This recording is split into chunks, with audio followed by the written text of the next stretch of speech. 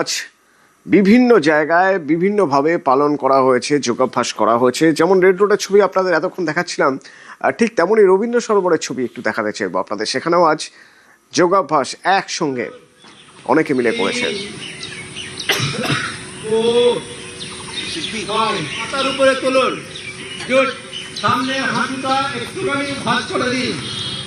এখান থেকে আমার সহকর্মী প্রীতি আছেন। প্রীতি, বার্ধক্য, সুস্থ বার্ধক্যের জন্য যোগাভ্যাসের কথা বলা হচ্ছে, বা বলা যেতে পারে এবারে থিম এটা।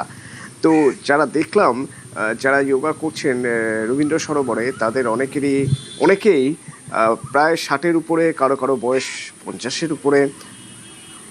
তুমি কেমন দেখলে? তাদের সঙ্গে কথা হলো, কি বলছেন তারা? দেখো, 50 ঊর্ধ্ব যারা, তারা যাতে বলতে পারেন দিল তো বাচ্চা হেজি, তার জন্য একমাত্র অবলম্বন তা হচ্ছে যোগাভ্যাস বা যোগা। সেই যোগা বা যোগাভ্যাস আজকের দিনে কেন করা হচ্ছে, আমরা সকাল থেকেই বলছি যে আজকে একেবারে যে দীর্ঘতম দিন, সেই দীর্ঘতম দিন 21শে জুন, সেই দিনটিকেই আন্তর্জাতিক যোগ দিবস হিসেবে কিন্তু সেলিব্রেট করা হচ্ছে।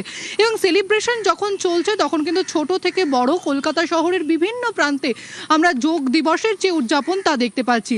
তার পাশাপাশি পরিবেশ প্রেমীরা যারা সারা বছর এই লেক চত্বরে যোগাভ্যাস করেন, এবং তুমি জানো যে শুধুমাত্র যোগা নয়, এই যে লেক চত্বর তা কিন্তু সাধারণ মানুষের জন্য খোলা থাকে, যাতে শরীর স্বাস্থ্য ভালো রাখার জন্য প্রতিদিন ভোরবেলা সাধারণ মানুষ এখানে হাঁটাচলা করতে পারেন এবং সেই যোগা প্র্যাকটিস করতে পারেন।